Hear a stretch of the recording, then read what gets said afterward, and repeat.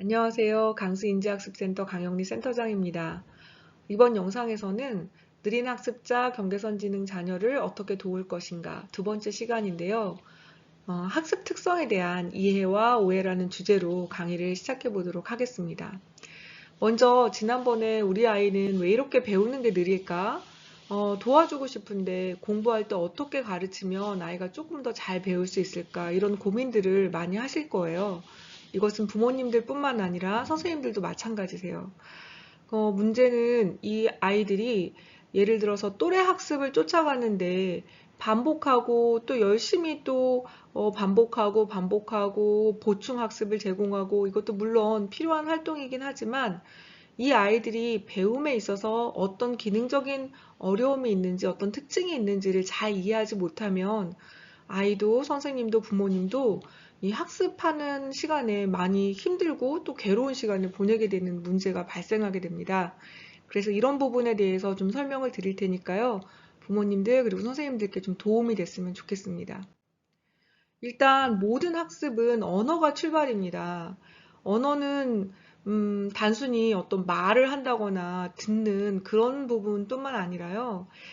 사고를 조직하고 또 기억을 돕는 인지적인 도구로 활용이 되는데 따라서 이 언어적인 능력이 바탕이 되어야만 읽기, 쓰기, 수학과 같은 기초 학습 기술도 무난히 배워나갈 수 있습니다. 그 언어 발달의 선행 조건을 살펴보면 당연히 이런 인지적인 능력, 즉 새로운 것을 배울 때 필요한 주의 집중, 이해, 기억이 충분히 그 기능을 해야 되고요. 청각과 시각과 같은 감각 체계가 정상적으로 잘 또 받쳐줘야 되고요. 그 표현을 할 때 필요한 혀, 입술, 뺨, 뭐 입천장 이런 신체 기관의 배열도 정상적이어야지만 그 소리를 내는 데 있어서 방해를 받지 않을 수 있습니다. 그리고 가장 또 중요한 것은 바로 긍정적인 정서적 환경이 어느 만큼 제공되었느냐인데요. 아이가 이 상호작용의 과정에서 자연스럽게 자극을 탐색할 수 있는 기회를 충분히 제공받았느냐가 또 언어 발달에 아주 중요한 조건이 됩니다. 추가적으로는 신체적으로 예를 들어서 뭐 많이 허약했다거나 혹은 어떤 심각한 질병 때문에 일정 기간 어떤 언어적인 발달이 잠시 멈춘 경우가 있어요. 그런 아이들 같은 경우에도 그 또래보다 언어 발달에 있어서 조금 뒤처지는 그런 문제가 발생할 수 있습니다. 이와 같이 모든 학습 기술의 기본이 되는 이 언어 발달은 생리적이고 인지적이고 사회적 상호작용이 이 선행 조건이 되기 때문에 이런 부분에 있어서 어려움이 있었던 아이들 같은 경우에는 그 부분에 대한 관심을 좀 더 기울이면서 아이들을 만나야 되는 아주 중요한 특징을 갖게 됩니다. 그래서 아이들이 어떻게 배우느냐, 그 언어가 굉장히 중요하다고 말씀드렸잖아요. 삐아제는 이런 동화와 조절 평형화라는 개념을 들어서 아이들이 어떻게 지식을 확장시켜 나가는지 지금 설명해 주고 있습니다. 보시면 아시겠지만 닭을 새라고 알고 있는 친구는 독수리를 보고서 생각을 하게 될 거예요. 저거는 큰 새인가? 이렇게요. 기존에 알고 있던 도식에서 새로운 어떤 자극을 만나게 되고 이것은 뭔가 큰 새라는 새로운 개념을 만들어내지만 사실 이렇게 잘 살펴봤을 때에는 닭은 날지 못하지만 독수리는 날 수 있잖아요. 뭔가 좀 다르죠.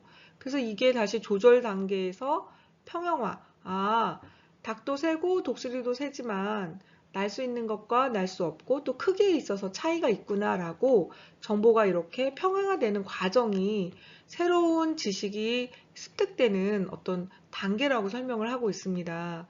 결국은 이런 단계에서 언어적인 어떤 그 개념을 잘 이렇게 적용하면서 그 언어로 이것들을 구분하지 못하고 조정하지 못한다면 아이들은 새로운 지식을 습득해서 기억하고 저장하는데 어려움을 보이게 됩니다. 이때 우리 느린 학습자 아이들 같은 경우에는 특히 이 이중보호와 이론으로 설명이 좀 분명해지는데요. 예를 들면 아이가 기존에 네모라는 이 이름과 도형의 모양을 알고 있어요. 그런데 어느 날 이 새로운 마름모라는 개념을 듣게 됩니다. 그러면 아이는 마름모의 형태, 시각적 정보뿐만 아니라 마른 모라는 어문적 정보도 함께 처리해야 되는데요. 음성적 처리와 시각적 처리가 서로 잘 연결되고 통합되어야 네모에서 마른 모라는 또 다른 지식의 확장이 일어날 수 있습니다.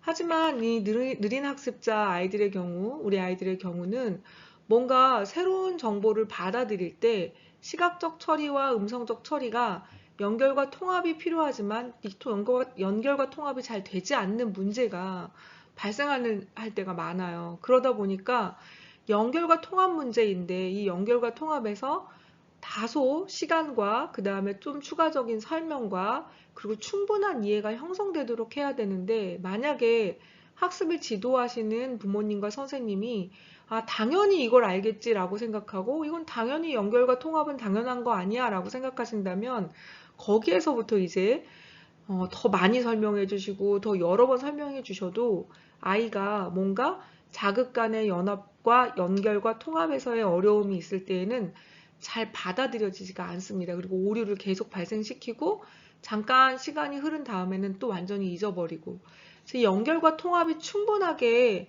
발생할 수 있도록 안전한 환경과 안전한 시간과 충분한 어떤 시도를 배려해야지만 아이들이 조금 더 학습에 있어서 겁내지 않고 학습을 진행할 수 있습니다.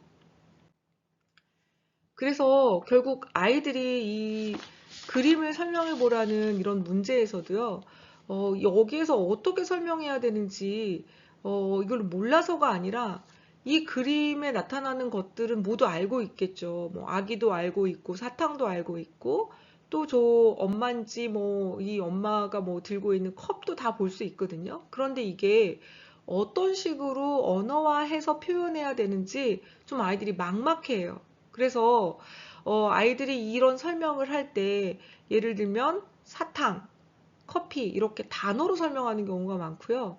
이 전체적인 그 자극 간의 연결을 잘 표현하지 못하는 경우가 많습니다.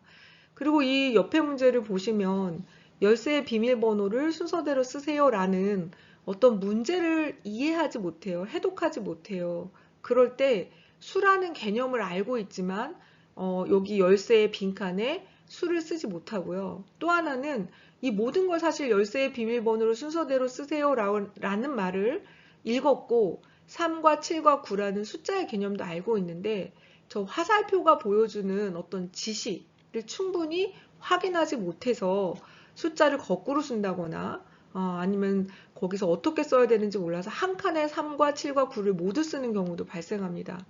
이렇듯 어떤 문제를 해결할 때 아이가 이 문제에서 자신에게 주는 이런 자극들을 서로 연결하고 통합하는 데 있어서 어려움, 그것을 언어화하는 데 있어서의 어려움이 우리 아이들이 학습하는 데 있어서 가장 큰 방해가 된다는 것을 부모님들과 선생님들이 잘 이해하시기를 바라는 마음으로 이번 강의를 준비하였습니다. 학습 특성에 대한 이해와 오해 영역에서 반드시 반복해서 여러 번 설명하는 것이 사실은 물론 단단하게 학습을 완성해 나가는데 도움이 될 수도 있겠죠. 하지만 이 과정에서 발생하는 학습에 대한 저항감, 그 다음에 동기가 계속 낮아지는 거, 학습을 또 두려워하는 거, 이런 부분들이 오히려 더 큰 방해가 되기 때문에 일단 아이들의 이 인지적인 그 지식을 생성하는 과정에서 오는 오류 혹은 어려움들이 무엇인지 먼저 이해하고 가르치는 것이 중요합니다. 감사합니다.